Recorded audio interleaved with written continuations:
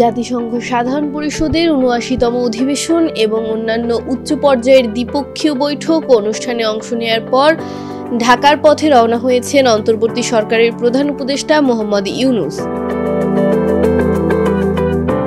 শুক্রবার নিউ ইয়র্কে স্থানীয় সময় রাত ৯:৩০টায় কাতার এয়ারওয়েজের একটি ফ্লাইটে ঢাকার উদ্দেশ্যে তিনি রওনা হয়েছেন বলে জানিয়েছেন প্রধান উপদেষ্টার প্রেস সচিব শফিকুল আলম।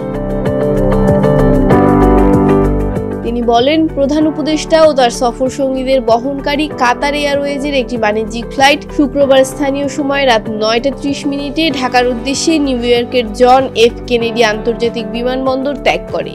ফ্লাইটটি ২৯ সেপ্টেম্বর বাংলাদেশ সময় রাত ২:১৫ ঢাকা শাহজালাল আন্তর্জাতিক বিমানবন্দরে অবতরণ করবে বলে আশা করা হচ্ছে। শফিকুল আলম বলেন, বাংলাদেশের কোনো সরকার প্রধানের জাতিসংঘ সাধারণ পরিষদের অধিবেশনে যোগদানের সবচেয়ে সফলতম সফর ছিল এবার। ডেস্ক রিপোর্ট, ভোরের পাতা।